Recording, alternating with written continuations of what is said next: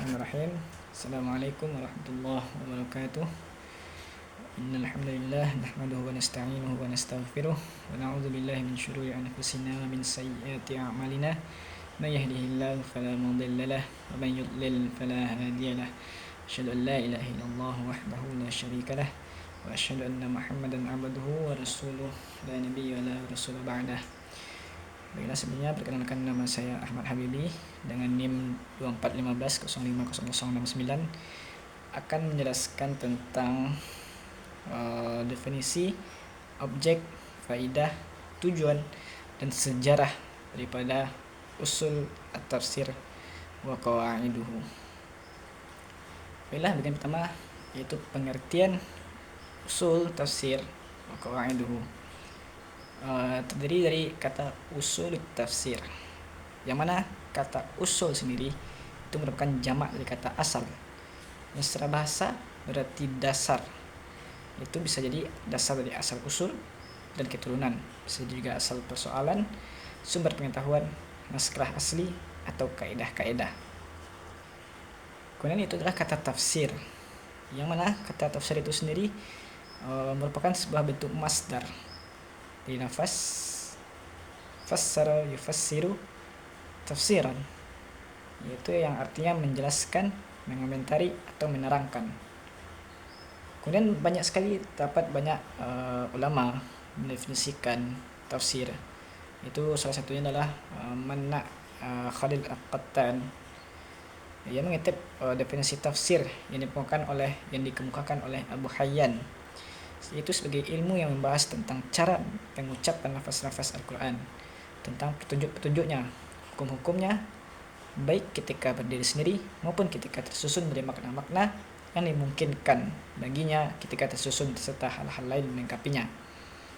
Bahasa ini tampak agak panjang dan luas karena mencakup cara pengucapan serta kandungan Al-Quran, dan bahkan hal-hal lainnya yang dipandang dapat melengkapinya.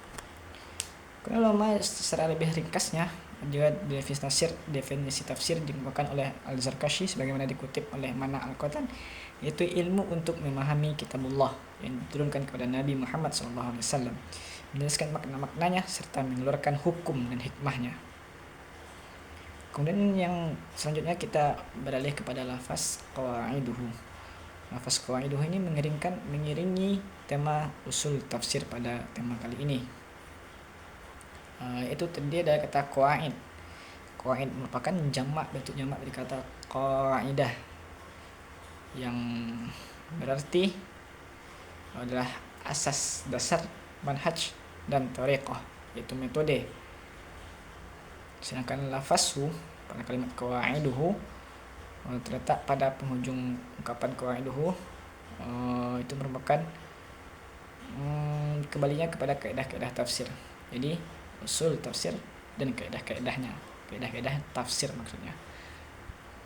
Kemudian tema selanjutnya adalah kita membahas tentang objek usul tafsir wa qawaiduhu. Yang pertama kita bahas adalah tentang objek usul tafsir itu sendiri. Yang mana objek usul tafsir itu meliputi 3 bagian pokok, inti pokok. Yang pertama adalah sumber tafsir. Sumber tafsir Al-Quran itu yang pertama adalah Al-Quran itu sendiri, di mana Al-Quran menafsirkan Al-Quran sendiri. Satu ayat menafsirkan ayat yang lainnya. Kemudian yang kedua adalah tafsir Al-Quran yang ditafsirkan oleh hadis Nabi SAW. Kemudian juga tafsir yang ketiga adalah tafsir yang Al-Quran ditafsirkan oleh qaulu sahabah. Yang kemudian yang selanjutnya adalah tafsir yang ditafsirkan oleh pendapat atau perkataan tabi'in. Kemudian terakhir adalah tafsir yang ditafsirkan oleh ijtihad para ulama. Yang kedua adalah yaitu metode tafsir. Objek usul tafsir yang kedua itu adalah metode tafsir. Ada beberapa bagian metode tafsir. Yang pertama adalah tafsir bil ma'thur, yaitu yang bersandarkan kepada riwayat, ya Al-Quran dengan Al-Quran, dengan hadis, qaul sahabah, dan para tabi'in. Kemudian yang kedua adalah tafsir bil ra'yi. Tafsir bil ra'yi adalah tafsir yang menggunakan ijtihad para ulama.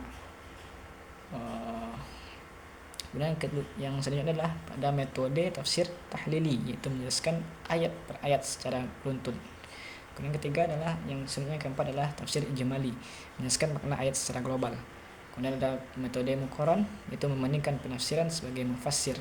Berbagai mufassir membandingkan penafsiran di antara para mufassir. Kemudian yang selanjutnya yang terakhir adalah itu metode maudhu'i, yaitu adalah mengkaji tema tertentu dalam Al-Quran secara menyeluruh. Ini penafsiran secara tema per tema. Kemudian yang ketiga adalah prinsip tafsir. Objek yang ketiga adalah prinsip tafsir. Objek lain yang dikaji dalam ujian usul tafsir yaitu prinsip yang harus dipedomani mufassir. Antara lain itu mengetahui asbabun nuzul, yang kedua membedakan ayat makkiyah dan madaniyah, yang selanjutnya yang ketiga mengetahui nasikh dan mansukh, dan yang terakhir adalah memperhatikan munasabah, yaitu korelasi antara ayat dengan ayat yang lainnya, dengan antara satu surat dengan surat yang lainnya. Dan selanjutnya kita akan membahas tentang objek kaidah tafsir. Jika usul tafsir berbicara tentang landasan teoritis, maka kaidah tafsir lebih bersifat praktis. Ia berupa aturan-aturan khusus yang dijadikan pedoman teknis dalam mengungkap makna ayat secara langsung. Dengan kata lain, objek kaidah tafsir adalah perangkat aturan yang membantu mufasir kita berhadapan dengan lafaz Al-Quran. Itu objek yang pertama, itu adalah kaidah. Kaidah yang pertama adalah kaidah kebahasaan. Kemudian yang kedua adalah kaidah yaitu kaidah tentang bahasa Arab, itu tentang bahasa. Kemudian yang kedua adalah kaidah dengan usuliyah dan fiqhiyah. Banyak sekali kaidah yang diadopsi dari usul tafsir, yaitu antara lain adalah tentang am dan khas, yaitu ayat tentang yang dipasih oleh ayat yang khusus, atau mutlak dan muqayyad, tentang nasikh dan mansukh dan lain sebagainya. Kemudian yang ketiga adalah kaidah kontekstual dan maqasid. Objek yang ini adalah tentang kaidah yang menekankan relevansi penafsiran dengan maqasid syariah, itu tujuan utama umum dari syariat. Kaidah ini memastikan bahwa tafsir tidak sekedar literal, tapi juga mempertimbangkan nilai-nilai universal seperti keadilan, kemaslahatan, dan rahmah. Dan selanjutnya kita membahas tentang faedah tentang usul tafsir berqawaiduhu. Yang pertama itu adalah faedah tentang usul tafsir. Yang pertama itu menjadi landasan epistemologis dalam penafsiran. Yang kedua mencegah kesalahan penafsiran. Kemudian juga menjamin konsistensi ilmiah. Yang keempat yaitu menyatukan pendekatan tafsir. Kemudian ada juga untuk memajukan studi tafsir modern. Kemudian yang kedua yaitu faedah tentang kaidah tafsir. Yang pertama itu adalah untuk pedoman praktis dalam penafsiran, menghindari subjektivitas, meningkatkan pemahaman bahasa Arab, kemudian juga menciptakan konsistensi dan akurasi, dan yang keempat adalah agar relevan bagi studi kontemporer. Kemudian yang terakhir kami akan menjelaskan tentang sejarah ilmu tafsir, usul tafsir. Yang pertama itu pada masa Nabi SAW, yaitu adalah bahwasanya Nabi SAW beliau adalah seorang mufassir, seorang penafsir pertama dalam Al-Quran. Jadi tugas beliau tidak hanya menyampaikan ayat tentang ayat Al-Quran itu sendiri, tapi beliau juga untuk menyampaikan penjelasan atau maksud dari ayat tersebut, ayat yang diturunkan kepada beliau, dan beliau jelaskan kepada para sahabat menjelaskan kepada tabi'in, dan sampailah kepada kita saat sekarang ini. Jadi beliau selain menerima wahyu, beliau juga seorang mufassir awal. Beliau adalah mufassir yang pertama dalam Al-Quran itu sendiri. Kemudian yang kedua yaitu pada masa sahabat, yang mana setelah kewafatan Nabi SAW, para sahabat juga menafsirkan ayat Al-Quran juga sesuai dengan Al-Quran dan hadis. Jika tidak ditemukan, para sahabat bisa berijtihad sendiri tentang penafsiran ayat tertentu.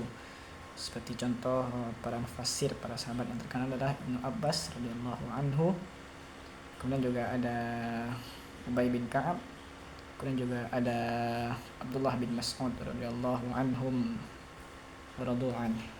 Kemudian selanjutnya kita beralih kepada masa tabi'in. Setelah habisnya masa para sahabat, maka selanjutnya dilanjutkan oleh para tabi'in, yaitu adalah murid-muridnya para sahabat. Itu juga terdiri dari beberapa madrasah, termasuk madrasah di Makkah yang dipimpin oleh murid-murid Ibnu Mas'ud. Kemudian ada madrasah Madinah yang dipimpin oleh Zaid bin Aslam. Kemudian yang terakhir adalah juga terdapat madrasah di Kufah, itu dipimpin oleh Ibnu Mas'ud, murid-murid Ibnu Mas'ud seperti Alqamah. Misal ini penafsiran juga terus berkembang karena berbagai pemikiran, berbeda guru, beda juga pemahaman tentang Al-Quran itu sendiri. Kemudian sebelumnya ada juga masa percetakan atau pembukuan dalam penafsiran Al-Quran itu terjadi pada abad kedua dan ketiga Hijriah hingga ketiga Hijriah. Kemudian yang selanjutnya tentang masa kontemporer, masa modern, yaitu terjadi pada mulai abad ke-20 hingga abad sekarang. Usul tafsir berkembang menjadi ilmu yang disiplin akademik dan diajarkan di berbagai perguruan tinggi Islam. Banyak juga ulama yang terkenal kontemporer yang menulis karya khusus untuk membahas prinsip dan kaidah tafsir secara sistematis, seperti Dr. Khalid Abdurrahman itu menulis tentang usul tafsir wa qawaiduhu, dan juga ada Dr. Musaid At-Tayyar itu menulis tentang muqaddimah fi usul tafsir, dan banyak ulama-ulama lainnya yang menulis buku berkaitan dengan usul tafsir wa qawaiduhu. Sudah cukup sekian yang dapat saya sampaikan tentang pembahasan tentang sejarah, pengertian, prinsip, dan juga sejarah usul tafsir wa qawaiduhu. Wabillahi taufiq wal hidayah. Assalamualaikum warahmatullahi wabarakatuh.